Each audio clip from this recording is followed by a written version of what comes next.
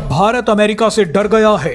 क्या पीएम मोदी भी Donald Trump से डर गए हैं? सोशल मीडिया पर ऐसे सवाल उठाते हुए आपको कई इन्फ्लुएंसर्स मिल जाएंगे। कांग्रेस पार्टी समेत कई विपक्षी दल भी यही सवाल उठा रहे हैं। लेकिन क्या इस बार सच में पीएम मोदी डोनाल्ड ट्रंप से डर गए हैं? इसका सच जब हम आपको बताएंगे तो आपके पैरों के नीचे से जमीन खिसक जाएगी। भारत और पीएम मोदी के खिलाफ इस नैरेटिव के बीच पहली बार इजराइल ने अमेरिका और डोनाल्ड ट्रंप के सरेआम परखच्चे उड़ा दिए हैं। अब कई लोगों का कहना है कि भारत को भी ट्रंप के खिलाफ इजराइल जैसा एक्शन लेना चाहिए। इस वीडियो में हम आपको बताएंगे कि इजराइल ने किस तरह से सरेआम अमेरिका और डोनाल्ड ट्रंप को धोया है। उसके बाद आपको बताएंगे कि क्या पीएम मोदी डोनाल्ड ट्रंप से डर गए हैं। सबसे पहले देखिए कि इजराइल ने क्या किया है। दरअसल डोनाल्ड ट्रंप ने ऐलान कर दिया कि वो ईरान के साथ सीज फायर कर रहे हैं। पीस डील का ऐलान हो गया है। अमेरिका ने अपने आप ये भी बोल दिया कि इजराइल अब लेबनान पर भी हमले नहीं करेगा।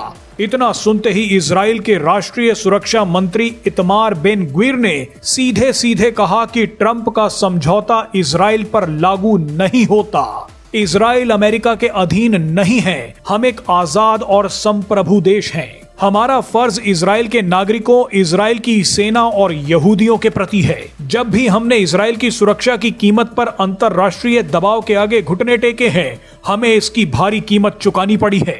हम अमेरिका से प्यार जरूर करते हैं, डोनाल्ड ट्रंप की भी इज्जत करते हैं, लेकिन इजराइल कोई बनाना रिपब्लिक या कमजोर देश नहीं है। बहरहाल इजराइल का ये जवाब सुनकर अब भारत में बैठे कई लोगों ने ये बोलना शुरू कर दिया है कि पीएम मोदी को भी इजराइल जैसे जवाब देना चाहिए था। अमेरिका ने हमारे 3 नाविकों को मार दिया।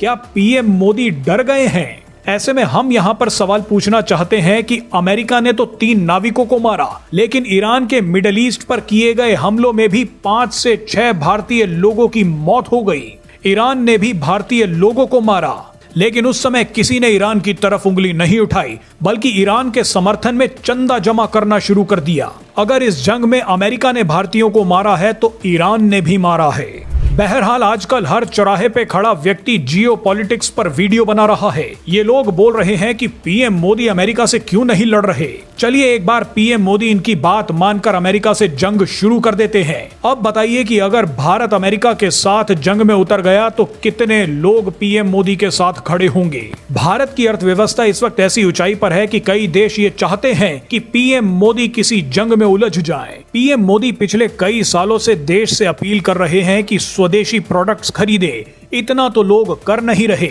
ऐसे में अगर पीएम मोदी ने अमेरिका से जंग शुरू कर दी तो कितने लोग पीएम मोदी का साथ देंगे।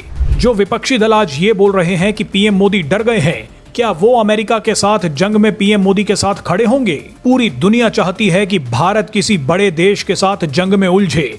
भारत अगर एक बार किसी जंग में फंस गया तो 10 सालों की मेहनत पर पानी फिर जाएगा। भविष्य भी अंधकार में चला जाएगा। रूस ने 2022 में जंग शुरू करने की गलती कर दी थी। आज तक वो जंग खत्म नहीं हुई है।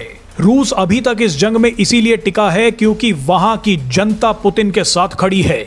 यहाँ पर तो पीएम मोदी को सत्ता से हटाने की प्लानिंग तक होती रहती है। जियोपॉलिटिक्स में अगर कोई देश कीचड़ उछाल रहा है तो चुप रहने में ही समझदारी है। चुप रहने का मतलब डरना नहीं होता।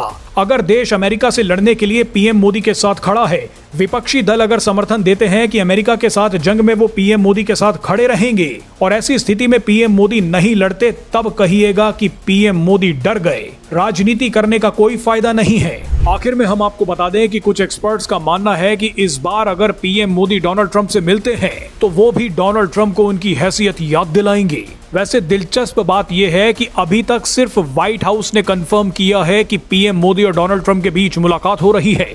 भारत की तरफ से इस पर आधिकारिक बयान नहीं आया है। पीएम मोदी इस बार डोनाल्ड ट्रंप से भारत के अपमान का बदला लेंगे। खबरें हैं कि भारत और अमेरिका के बीच जो ट्रेड डील फंसी है उस पर अमेरिका से नाक रगड़वाई जाएगी। इलॉन मस्क की स्टारलिंक कंपनी को आसानी से भारत में घुसने नहीं दिया जाएगा। इसके अलावा भारत आने वाले दिनों में FCRA कानून में बदलाव करने जा रहा है, जिसके बाद अमेरिका के लिए भारत में NGOs को फंडिंग देना बेहद मुश्किल हो जाएगा।